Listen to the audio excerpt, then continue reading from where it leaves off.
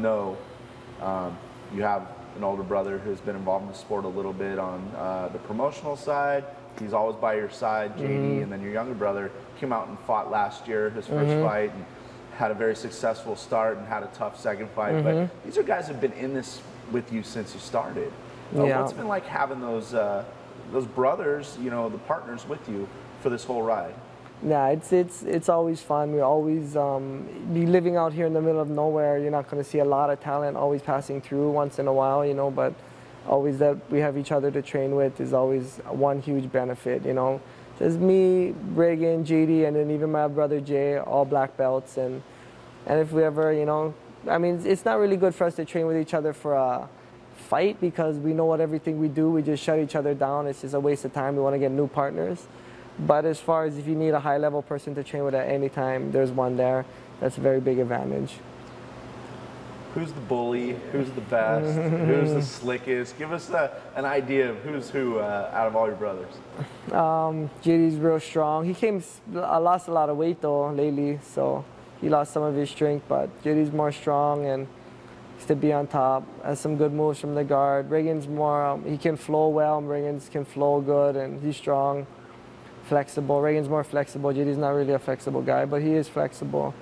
And then I can just beat them both, so.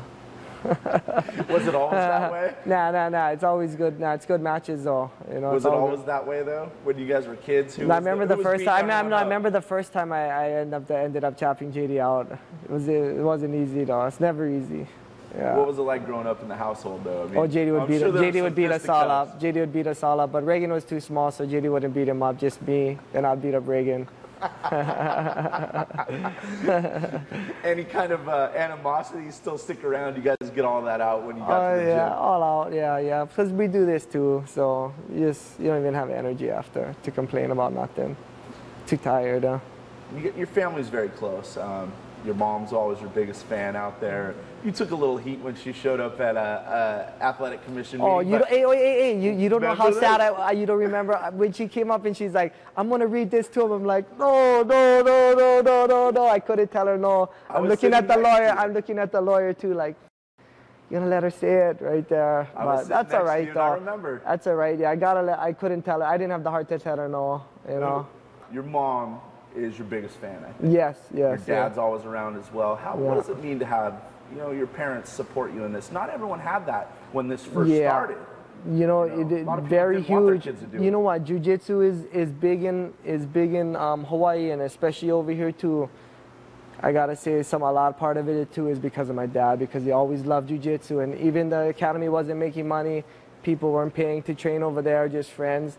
They just would always just try to leave the gym open as much as they can, and just always let the gym open. They're a big part to how the mixed martial arts is grown and the jiu-jitsu is grown, and like these on the Big Island and stuff. Because if it wasn't for me, I would have never left. I was too young, training, doing stuff. I would have never left the school open, you know. But my dad, he always loved the martial arts. He always loved jiu-jitsu. He was a judo guy when he was when younger. So, you know, because of him, it really spread jiu-jitsu. I mean, way more than me. You know, because there's no way I would have had a gym. I would have just been a lone shark doing my thing, trying to get to the top.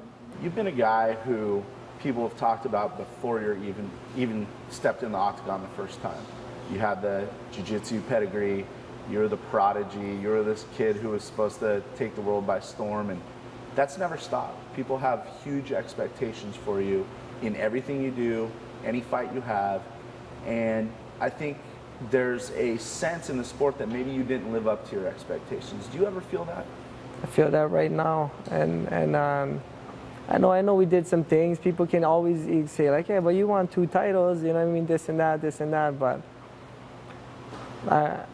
I'm training right now because I do feel that, and I'm coming back to fight again because I feel that, and I know there's still more left for me to be done, and I'm still out looking for that perfect performance. At time you just go in and nothing can touch you, just like Matrix, boom, boom, boom, and you're just going. What's the closest you've ever had to that so far in your career? I haven't been that close yet. When you started out, just a young kid, could you have ever envisioned that you would go down as one of the greatest fighters in mixed martial arts history, at least to this point? I would have never envisioned my life to have anything to do with martial arts, period. I never thought I would ever be involved with anything like this. It just blows me away, the places that life can take you. Is there anything you really want to accomplish in your life outside of mixed martial arts before, too long? After I'm done with martial arts, I just want to travel, take care of my kids, and hang out with my friends, and teach jiu-jitsu.